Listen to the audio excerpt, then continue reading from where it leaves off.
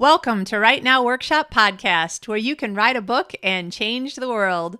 I'm your host, Kitty Bucholtz, and this is episode 66, When Expectations Don't Meet Reality, an encouraging words episode coming to you on Sunday, May 20th, 2018. I've been going through my Bible a lot this week, trying to find answers to some of the questions and problems and challenges that I've been talking about and dealing with, mostly relating to realizing that I had lost a lot of joy and peace over the last few months, the last few years, and trying to figure out how to get it all back. There have been a lot of great references that I just felt immediately were helping me and putting my mind in a better perspective, and I feel a lot better. So thank you, God, for having all that written down for me.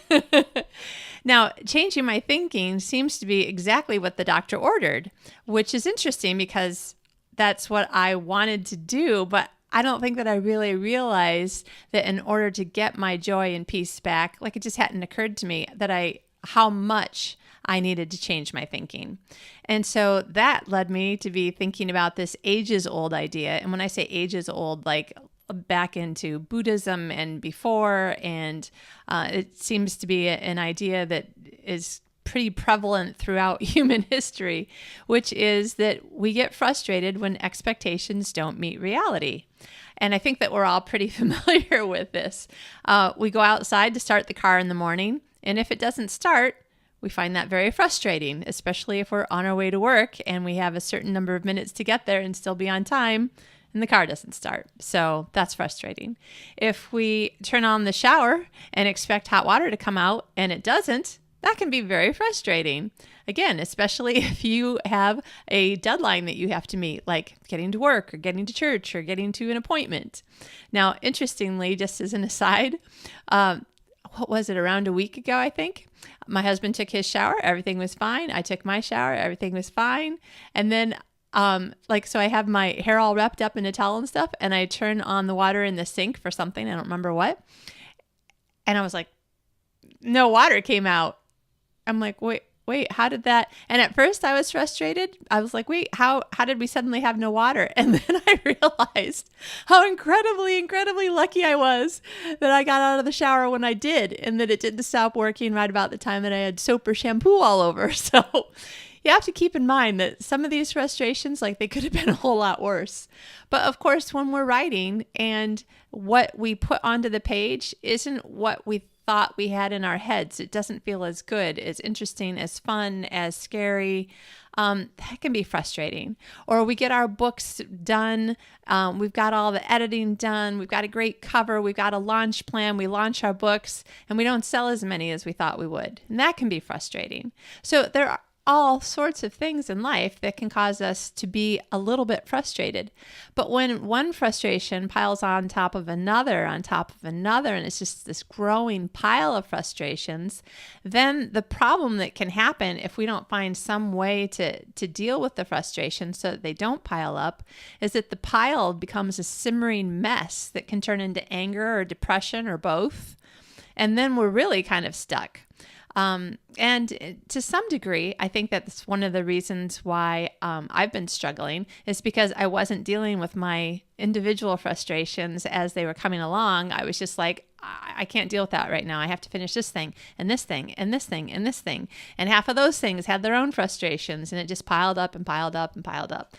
So take it from me, and you know this, you don't need my experience to know that this is an issue, a challenge, and something that we need to watch out for.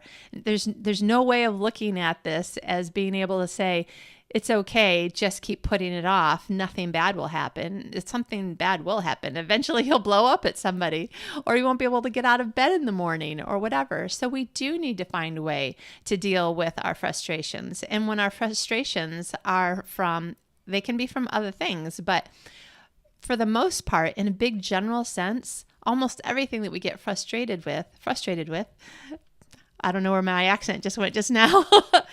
They're things that we had an idea of what was going to happen, and it didn't happen that way.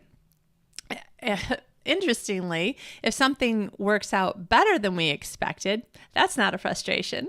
So it's not a 100% rule, but when things don't come up to scratch the way that we expected them to, then we get frustrated. Now, I have to say that one of the best Bible verses I ever memorized was the one that says, "Take every thought captive." And whether you read the Bible or not, whether you believe in anything in it, including God or not, the idea is still one that you can put into practice in your own life in every single instance of life. And that is, take every thought captive, hold on to it long enough to ask yourself, is this true? Is this real? Is it false? Is it half true? Is this really what's going to happen? Or is this just, am I thinking about what I'm afraid might happen? Is this really how someone feels about me, or just what I think or am afraid that they might feel about me? Now, obviously, if we think that someone loves us, like, that's not a frustration, that's not a problem.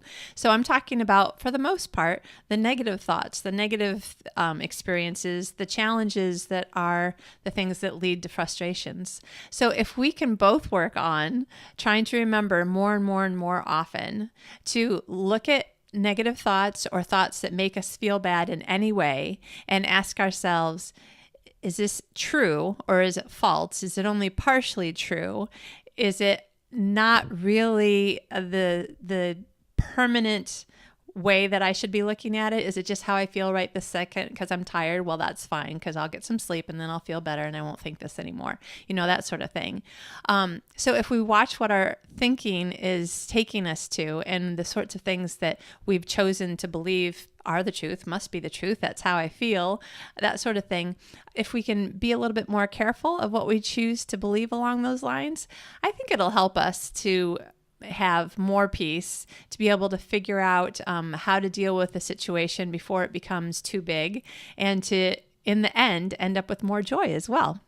I hope that is an encouraging word for you. I felt a lot better when I started going through all that thought process myself. So I hope that you also are finding that you feel better. Be sure to practice that idea of watching your thoughts, looking at them carefully, and asking yourself, is this real? Is it true? Is it only half true?